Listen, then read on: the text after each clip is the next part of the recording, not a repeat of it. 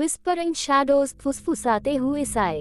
Introduction. रात के गहरे अंधेरे में एक वीरान हवेली खड़ी थी, इतनी पुरानी कि उसकी दीवारों पर वक्त की दरारें साफ दिखती थीं।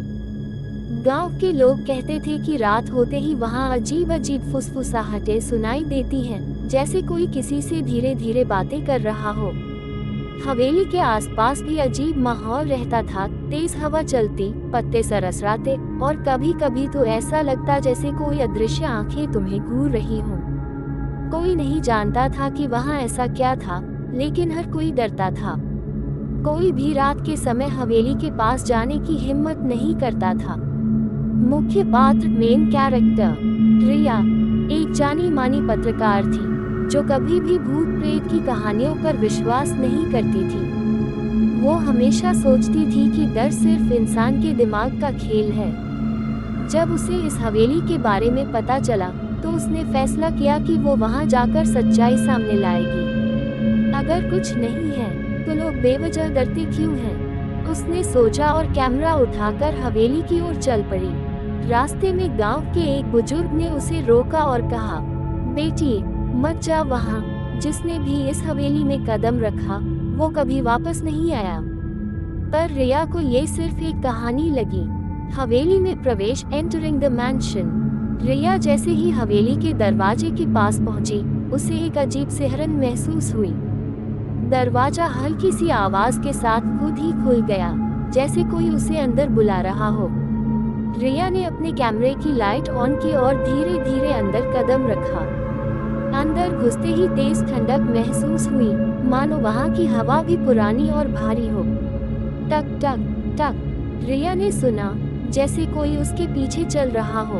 उसने जल्दी से मुड़कर देखा, पर वहां कुछ भी नहीं था। अचानक एक कमजोर सी फुसफुसाहट आई, कौन है यहाँ? रिया का दिल जोरों से धड़कने लगा। हवेली का रहस्यमय माहौल, मिस्टीरियस मैंशन।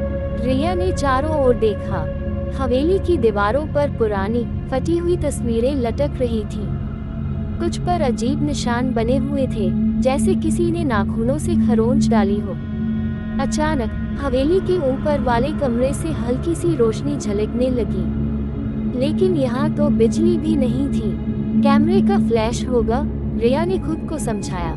लेकिन तभी एक भारी दरवाजा अपने आप बंद हो गया। धड़ाम। अब वो हवेली के अंदर कैद थी। डायरी की खोज, डिस्कवरी ऑफ द डायरी।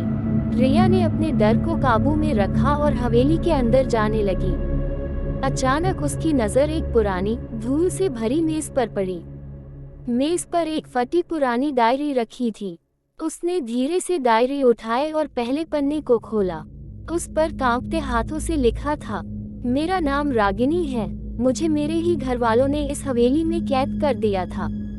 रिया की सांसें तेज हो गईं। जैसे जैसे उसने आगे पढ़ना शुरू किया, उसकी आंखें फटी की फटी रह गईं। मैं कई दिनों तक यहाँ अकेली रही, कोई नहीं आया मुझे बचाने। मेरी चीखें हवेली की दीवारों में ही दबकर रह गईं। और फिर एक दिन, डायरी के अगले पन्ने खून से सने हुए थे। रिया के हाथ कांपने लगे। रहस्य का खुलासा, रिवीलिंग द ट्रूथ। जैसे ही रिया ने डायरी का आखिरी पन्ना खोला, हवेली में अजीब सी हलचल होने लगी।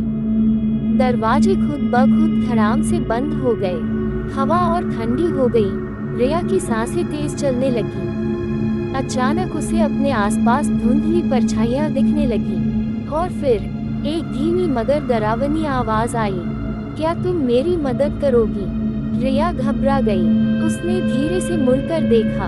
एक धुंधली आकृति उसकी तरफ बढ़ रही थी। और फिर अंत, क्लाइमैक्स और एंडिंग।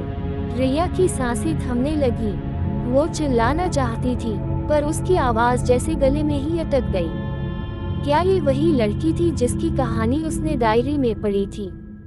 क्या वो रिया को कुछ बताना चाहती थी, या उसे भी अपने साथ खींच ले जाना चाहती थी? अच्छा